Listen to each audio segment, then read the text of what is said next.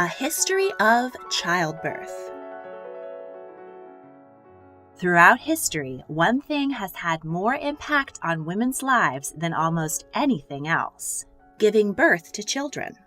In this three-part series, we will explore various aspects of this paramount and awe-inspiring process and how it has changed across cultures and through time. From how we think about conception and fertility to some rather kooky pregnancy tests, from the day-to-day realities of pregnancy and how pregnant women were seen by their communities, to the changing medical practices surrounding that most amazing and dangerous moment in women's lives: childbirth. Part 2. Pregnancy.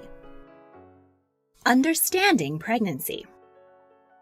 Ancient Hindus had considerable knowledge of obstetrics. They believed that a healthy pregnancy lasted 10 lunar cycles, exactly the 40 weeks we now go by. They trusted in rituals to ward off demons that might cause the baby to be born deformed, and believed that in the 8th month of pregnancy, the vital force of life was drawn from the mother into the child back and forth repeatedly, so a child born before this time was unlikely to survive. These ideas from India met with medical ideas from ancient Greece and Rome at the crossroads of Alexandria, Egypt. Colleges there were considered the finest of the day and produced some of the best medical thinking. One student, Soranus of Ephesus, wrote a 4-volume treatise on gynecology. Although he had many ideas which we know now to be way off base, he actually had a pretty good understanding of female reproductive anatomy. He cast off many superstitions of the day and focused on logical ideas as well as kindness and compassion towards patients. He wrote that the ideal time for conception was the 2 weeks following menstruation, which is close to the truth, and that women should remain lying down in bed after sex to improve the likelihood of conception, which is debated today. Soranus also invented the vaginal speculums, a key medical device in modern gynecological care, but a discomfort most women wouldn't thank him for. Doctors in the Middle Ages were exclusively men, but church law forbade them from performing physical examinations on women or attending births. Even worse, most of them were also priests and monks who were supposed to be celibate. They therefore had some pretty unrealistic ideas about female anatomy, pregnancy, and childbirth. 13th century friar Bartholomew of England wrote, "The little child is fed in the mother's womb with menstrual blood." Medical manuscript The Welcome Apocalypse, written in 1420, explains that women are improperly developed men. All of our reproductive organs were thought to be male organs inverted. The vagina was an inverted penis, and the ovaries were internal testicles. And all this malformation meant that women were inherently unclean. The mere gaze of a menstruating woman could tarnish mirrors and sour milk. Though it is true that the same structures in the developing fetus can either become its ovaries or its testes depending on its sex, the rest is absolute bunk.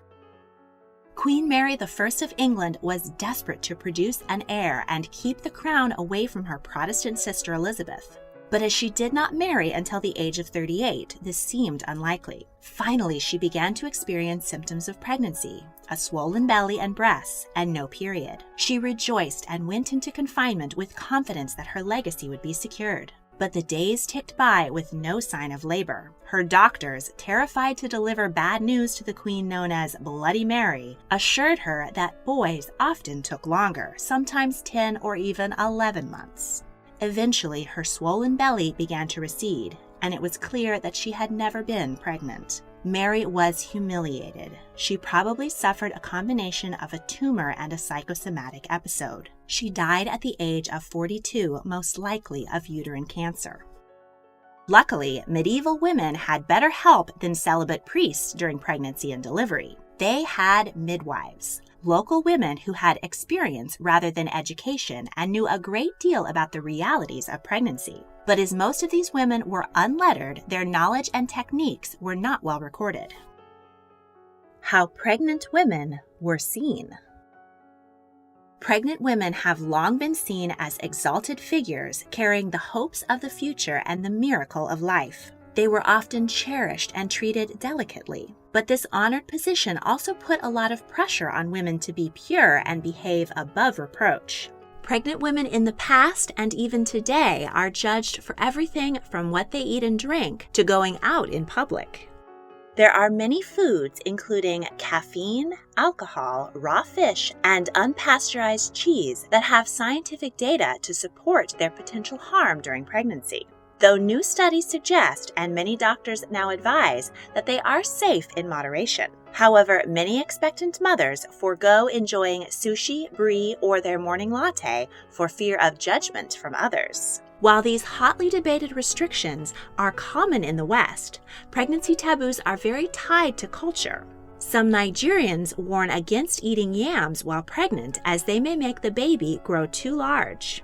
Eating fish is thought to delay delivery in Tanzania and cause breech birth in Indonesia, while ancient Hebrew lore says eating fish will produce a graceful child.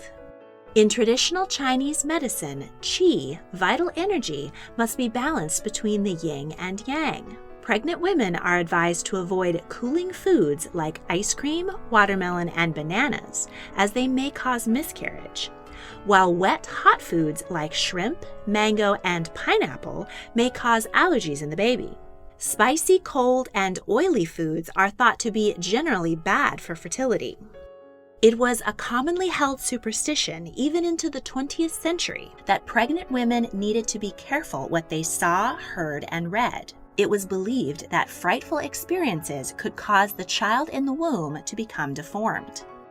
In Western culture, sex and pregnancy outside of marriage was utterly verboten, and women and their children born out of wedlock were regularly shunned by their communities. Unwed mothers would often leave their homes to live out their pregnancies, give birth, and give the child up in another area, then return home and make up a story about where they had been. In the past, some women spent seemingly their entire adult lives in the constant cycle of pregnancy and birth.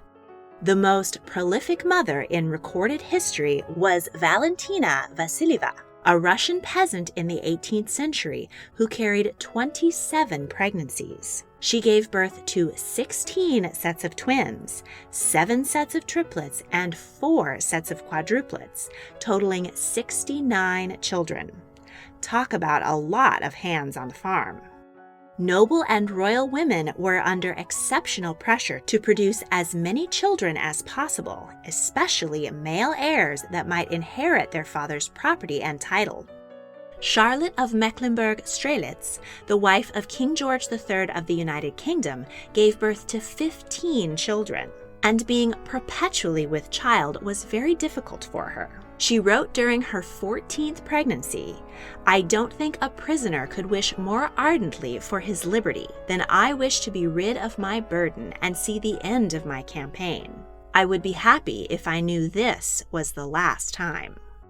Holy Roman Empress Maria Theresa gave birth to 16 children and was far too busy running an empire to take time off to care for her health. The day she gave birth to her 10th child, she received the Turkish ambassador, attended an Italian opera, visited her mother, attended Mass, and then held a meeting with her ministers. At the end of the day, she went into labor. But the Empress did find some limitations. She asserted that, had she not been almost always pregnant, she would have gone into battle herself. Maternity fashion. Prior to the Middle Ages, clothing was not form-fitting and hung loosely off the frame, easily accommodating a growing belly. But in the Middle Ages, dresses began to adhere to the feminine form, and pregnant women had to let out their seams. In the 17th and 18th century, the Adrienne, a waistless pregnancy gown with many folds, was popular. In the 1790s through 1820s, the empire waist was the dominant fashion, and pregnant women rejoiced. In the tight-laced Victorian era, no respectable lady would be caught dead without her corset, and pregnancy was no exception.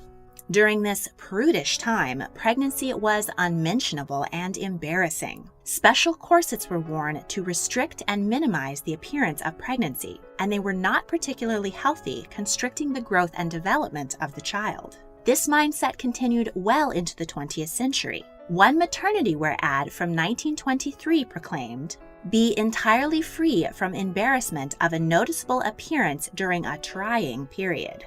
In 1904, the first purpose-made maternity clothing, shirtwaists with an adjustable drawstring waist, were sold in the U.S. by Lane Bryant. The dropped waists and slouchy silhouettes of the 1920s lent themselves well to a growing belly.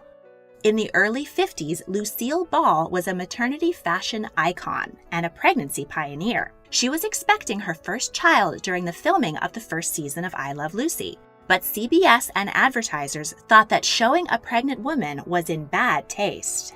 The show was a massive hit, and when season 2 rolled around and Lucy was again expecting, it was written into the storyline, making hers TV's second ever on-screen pregnancy and bringing this normal human experience out from the shadows. Though the word pregnant was still considered too vulgar, and Lucy was only ever referred to as expecting. In 1958, stretch fabrics hit the market and were a revelation for pregnancy comfort and fashion. In the 1960s, the empire waist came back into fashion, and it has remained a popular maternity style for years. In the first half of the 20th century, smoking was the height of fashion, and the dangers were not yet understood by the public. Doctors saw no reason to advise pregnant women to give up the habit. A pregnancy book written in 1944 said that quitting during pregnancy would do more harm than good, as it would upset the nerves, and that less than a pack a day was fine. In 1971, when confronted by the fact that smoking led to low birth weight, the chairman of Philip Morris famously stated that some women would prefer having smaller babies. Luckily, by this time, the dangers of smoking, particularly during pregnancy, were making headlines, and women began to quit for the health of their babies. In the late 70s and 80s, more and more women were entering the workforce, though it was still common for women to face discrimination and even be fired when they became pregnant. Business-appropriate maternity wear was finally needed, but the extreme and unnatural proportions of the 80s worked well with pregnancy. Princess Diana was a style icon, and the fashion world followed her looks with a keen eye, including during her 2 pregnancies. In 1988, Juicy Couture designed maternity jeans. In 1991, actress Demi Moore graced the cover of Vanity Fair, proudly showing off her baby bump. Now expecting celebrities like Beyoncé, Kim Kardashian, and Meghan Markle grab headlines with their happy news. Women no longer hide their pregnancies under corsets or yards of fabric, instead choosing to emphasize their growing bellies and changing bodies with pride. In the next episode, we'll visit the birthing chambers of the past to see what went on and what could go wrong. If you enjoyed this video, please like, subscribe, comment your thoughts, and check out my other royal history videos. If you really want to help, please consider supporting me on Patreon. A link is in the description. Thank you for watching.